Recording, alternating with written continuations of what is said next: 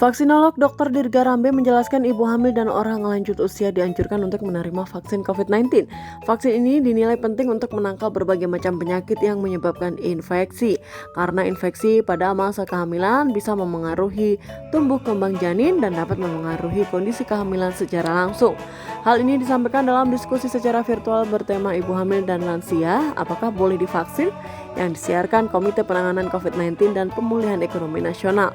Dokter spesialis penyakit dalam ini menyatakan ibu hamil tak boleh mendapatkan vaksin hidup, misalnya vaksin MMR, vaksin campak, dan vaksin cacar air. Sementara lansia sangat dianjurkan untuk menerima vaksin agar meningkatkan imunitas tubuh karena proses penuaan. Bahkan sangat penting, kita tahu bahwa banyak penyakit-penyakit infeksi yang bila terjadi pada masa kehamilan dapat mempengaruhi tumbuh kembang janin dan dapat mempengaruhi kondisi kehamilan secara langsung. Misalnya, ibu hamil yang terkena influenza pada saat hamil itu dihubungkan dengan kelahiran prematur.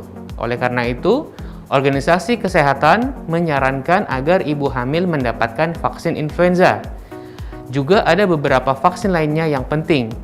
Namun perlu diingat bahwa ibu hamil tidak boleh mendapatkan vaksin hidup. Misalnya vaksin MMR, vaksin campak, vaksin cacar air, itu harus ditunda hingga kehamilannya selesai.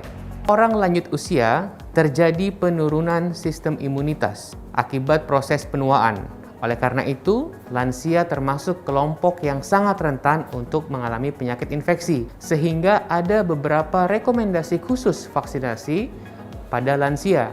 Misalkan, 1. Vaksin pneumonia untuk mencegah radang paru yang dapat mematikan bagi lansia. Yang kedua, vaksin influenza juga penting diberikan untuk lansia karena pada lansia penyakit influenza dapat berkomplikasi menjadi radang paru yang berat. Yang ketiga, vaksin herpes zoster atau cacar ular kalau di Indonesia disebutnya, itu juga direkomendasikan untuk lansia. Selain itu masih ada beberapa vaksin lain yang Anda dapat lihat pada rekomendasi vaksinasi dewasa. Vaksinasi salah satu cara yang efektif dan efisien untuk membentuk kekebalan kelompok masyarakat demi kebaikan dan kesehatan bersama.